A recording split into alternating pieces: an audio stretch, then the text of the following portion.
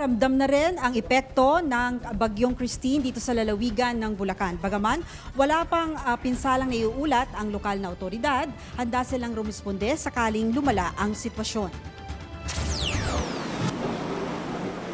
Alas 2 pa lang ng hapon nagsimula ng bumuhos ang malakas na ulan sa Bulacan.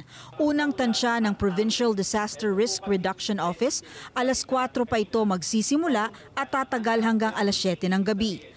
Ayon sa PDRRMC, inaasahan din ng probinsya ang pagtaas ng tubig baha, lalo't kasabay din ng ulan ang pagpapakawala ng tubig mula sa Angat Dam, Ipo Dam at Bustos Dam. Dadagdag din sa pagtaas ng baha ang high tide. Nakahanda naman umano ang provincial government para sa epekto ng pagbaha sa mga residente. Magkaroon na po ito ng preemptive releasing ng ating dam para po kung darating tong inaasahan nating na mas malakas na ulan ay may sapat na space o paglalagyan ang dam ng tubig para hindi naman ito direktang pumunta sa ilog at mag-cause po ng pagbaha. Ganon din sa mga baybayin ng ating lalawigan, ito naman po yung sa mga mangingisda. Sa Barangay Frances sa Kalumpit, sanay na ang mga tao sa baha. Isa ito sa mga low-lying area sa bayan. Binabaha nga ito kahit walang bagyo. Pero dahil malakas ang inaasahang ulan dulot ni Christine, inihanda na ang kanilang evacuation centers para sa mga dadagsang residente kung sakali.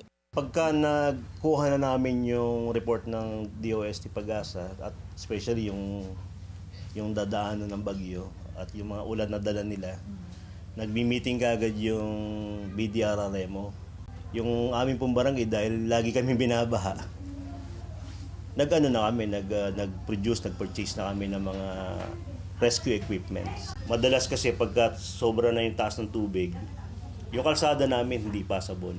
Huhupa naman umano ang ulan matapos ng 3 oras habang papaakyat ang Bagyong Christine sa direksyong Hilagang Kanluran ng bansa.